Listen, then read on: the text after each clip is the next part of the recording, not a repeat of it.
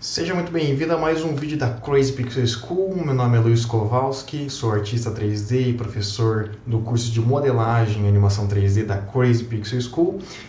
E hoje a gente vai falar sobre o quinto princípio da animação, que é o Follow Through and Overlapping, tá? Que é basicamente a descrição da primeira lei de Newton, né? Que é um corpo em movimento tende a permanecer em movimento e um corpo parado tende a permanecer parado, tá? Então a gente vai usar basicamente esse fundamento da animação sempre que a gente estiver animando partes anexas do personagem, como uma mochila, uma cauda, uma orelha, um cabelo. É usado também, né, na reação do corpo. Então quando o personagem está se movimentando, né, a gente sempre tem que reparar o fluxo da energia, né? Então, um movimento que começa no quadril e vai para os tórax, e o movimento vai se dissipando ao longo do personagem, tá?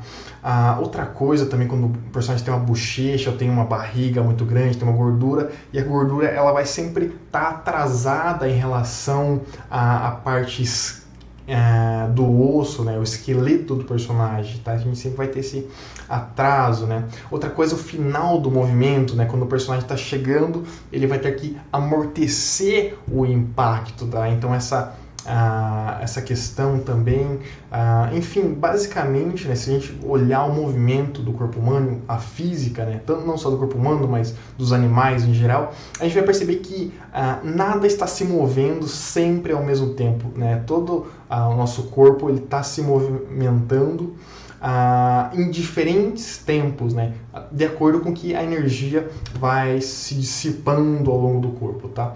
Então eu trouxe aqui o exemplo, né, dessa coelhinha.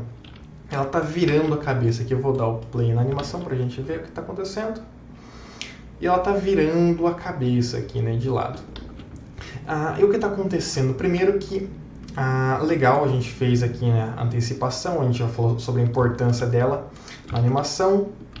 Depois ela finaliza o movimento ali, virando a cabeça. Tem uma questão que a gente não tem força no pescoço, né? O pescoço não é tão forte o suficiente para virar a nossa cabeça e parar assim bruscamente, né? Então a gente, basicamente o que a gente faz, né, quando a gente realiza esse movimento, ou qualquer movimento desse tipo, é que a gente avança mais com a cabeça e depois retorna à posição original, tá? Então eu vou dar um exemplo aqui, né? Só vou ligar aqui o nosso... Aqui tá ligado já. Aqui nas nossas curvas, né? Então que a gente tem, né, essa linha azul é o movimento aqui em Z de rotação, né? Da nossa cabeça. E ela tá vindo, ela antecipa e vai e termina o movimento, tá? Então, basicamente, o que eu faço quando tenho essa situação, né, é duplicar, tá, esse keyframe, né? Avanço um pouco ele. Então, a gente foi. E nesse, né, keyframe que a gente tinha ali, o que eu faço é avançar um pouco mais, tá? Então, a gente vai criar um desenho mais ou menos parecido com esse aqui na nossa curva, tá vendo? Que ele vem, desce e depois volta, tá? Então, é um movimento, né, onde que a cabeça, né, o pescoço, toda a musculatura, ela amortece o impacto, tá? Então, e depois, né, a cabeça ela retorna à posição final, tá? Então, ela passa, né, de onde ela deveria chegar e depois volta, tá? Então, essa é uma maneira mais interessante de se resolver esse movimento, que está mais próximo do que aconteceria, né, no mundo real. E outra coisa são as orelhas, né? As orelhas, elas também, né, deveriam se movimentar, né? E elas estando, né, presas à cabeça, né, porém elas sendo um corpo que ele não é tão rígido, né, quanto o crânio, quanto as outras partes da cabeça, né, ele vai ter um determinado atraso em relação ao movimento, tá? Porque a energia, né, ela vai partir da cabeça e vai se dissipar ali ao longo da orelha, que vai tentar permanecer parada, tá? Então, quando a gente inicia o nosso movimento aqui, né, vou criar um keyframe aqui para a gente conseguir já iniciar. Só vou desabilitar aqui o meu chaveamento. Vou aplicar aqui os keyframes em rotação. Vou voltar aqui para Available, para ele continuar salvando, e deixar ligado aqui o Auto Key, para ele continuar salvando minhas modificações, tá?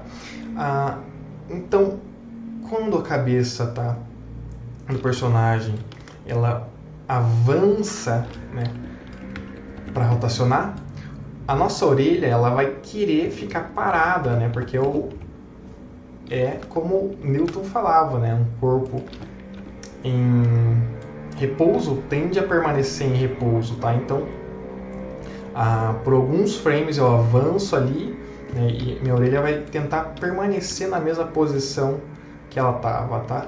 E aí, então, ela continua o movimento, né, ainda tentando, né, ficar. E aí, só quando, né, a cabeça, né, ela termina de rotacionar para um lado, que ela vai voltar para esse, né, a gente tem o segundo momento, né, que é um corpo em movimento tende a permanecer em movimento, né? Então, se a cabeça estava girando para essa direção, né, a nossa orelha vai tentar continuar girando para essa direção, tá? Então vai acontecer isso aqui, flow, certo? Beleza, deixa um pouquinho mais lento aqui só.